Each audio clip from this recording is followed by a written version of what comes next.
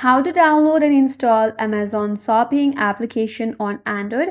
Hi everyone, this is Kate here and welcome back to the channel, and in today's video we will learn how we can install Amazon Shopping application on your Android device. So without further delay, let's get started with this video. For that, first of all, launch the Google Play Store in your Android device.